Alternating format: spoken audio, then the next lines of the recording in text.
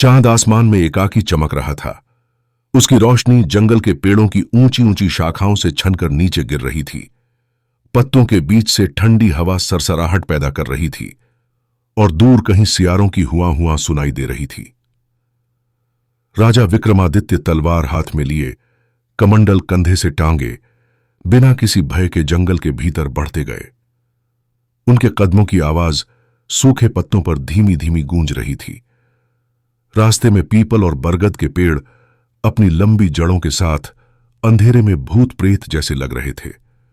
जैसे ही वे जंगल से आगे बढ़े, हवा में एक अजीब सी गंध फैलने लगी, चिता की लकड़ी जलने की। वे जान गए कि वे श्मशान के करीब पहुंच चुके हैं। श्मशान में चिताएं जल रही थीं, राख और धुआं हवा में घुला था। कौए मंडरा रहे थे और कहीं कहीं अधजले लकड़ी के टुकड़े चटकने की आवाज कर रहे थे। विक्रम की आंखें सीधी उस विशाल पीपल के पेड़ की ओर उठीं जिसके नीचे तांत्रिक ने शव का जिक्र किया था। वहां एक मोटी शाखा से उल्टा लटका हुआ सफेद कपड़े में लिपटा एक शव झूल रहा था। उसकी सूनी और पीली पड़ चुकी शक्ल चांदनी में हल्की सी चमक रही थी। विक्रम ने निडर होकर आगे बढ़कर शव को कंधे पर उठा लिया, लेकिन तभी शव की आंखें खुलीं। चेहरे पर एक हल्की सी मुस्कान फैल गई जो किसी इंसान की नहीं बल्कि एक चंचल चालाक आत्मा की थी। वह बेताल था।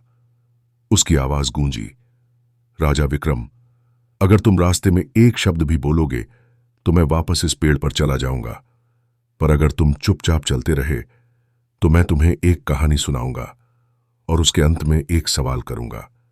जवाब सही हुआ तो मैं तुम्हारे साथ चलूंगा और अगर गलत हुआ तो तुम्हारी जान जाएगी। राजा ने बिना कुछ कहे अपनी यात्रा शुरू की, लेकिन वे जानते थे कि यह सफर सिर्फ ताकत का नहीं बल्कि बुद्धि की परीक्षा भी होने वाला है।